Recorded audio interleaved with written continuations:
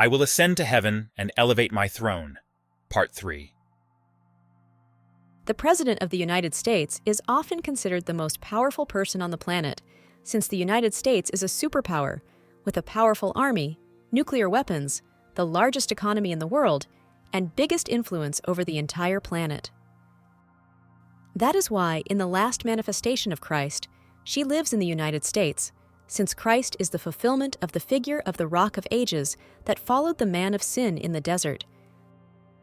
Because, secretly, he thinks he can ascend to the highest, control all the minds, and remain unpunished for all his aberrations, the 7 abominations that God abhors. That is why the current Antichrist, Donald Trump, became president and wants to return to power to enslave us under a dictatorship, something he could not achieve in his only term as president. He has demonstrated that he only protects himself and his accomplices. He is willing to grant pardons to all who are delinquents like him and who swear loyalty to him. He does not care about the good people, nor about anyone who rises up against his tyranny and injustice, because he does not know how to accept his defeat, just like Saul, that evil king who fought until the end not to give up his seat on the throne, even after the prophet told him that his time was done. What he secretly wants is to be president of the entire world forever, as his tyrant friends and confidants are doing in their own countries, who have their nations humiliated and tied under their severe dictatorship. This Antichrist of the world was found guilty by a jury in a court of law. He is an adulterer, a pedophile in disguise, and a human trafficker of children, teenagers, and women. Donald Trump's mass deportation plan is to separate mothers from their children and put them in camps. He's already done it before, because while he was president, he separated more than 1,000 migrant children from their parents, and they have yet to be reunited with them. This is similar to what Hitler did. Well, Donald Trump is German and is a fan of Hitler's atrocities. He has books with Hitler's quotes on his nightstand. He said Hitler had done good things, which is exactly what the previous Antichrist said. He thinks he is above the law, and that if he becomes president again in this next term, he will be saved from being arrested and condemned by the laws of men. But he forgets that God's law prevails over all and that Christ is here on earth.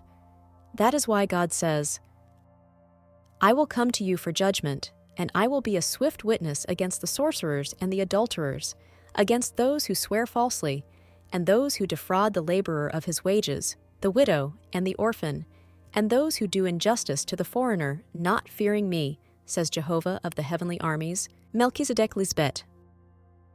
Jehovah, Melchizedek, tests the righteous with his word, Christ Lisbet, but his soul abhors the evil one and the one who loves violence, and they will never be able to understand his word, his beautiful holiness.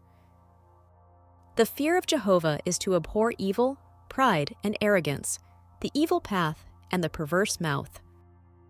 Let us not make the same mistake by believing this other evil and wicked man who is full of lies and abominations that God abhors, because he who is an accomplice to a thief hates his own soul, for he hears the wicked curse and says nothing. That is how we were in the past dispensation. When we were deceived by the Antichrist, we defended him and fought with whoever we had to in order to be faithful to that sea monster who failed us. But Christ Lisbet enlightened our eyes so that we could see the true God face to face.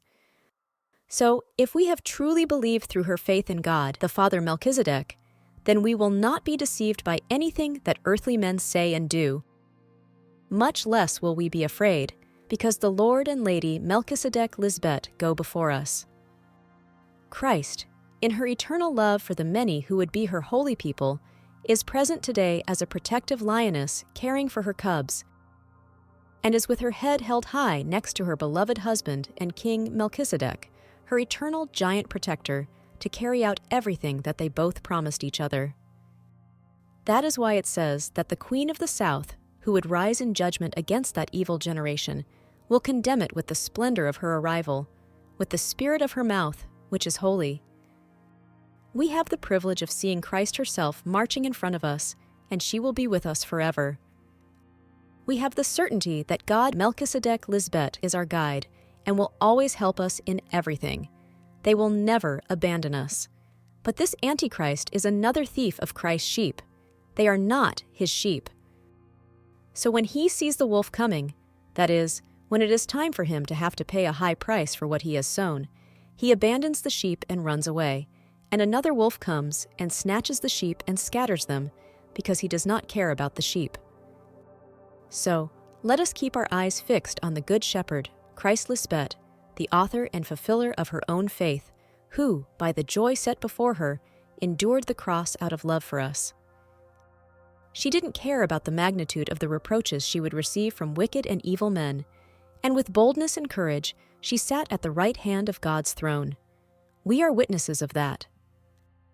Let us not change our way of thinking.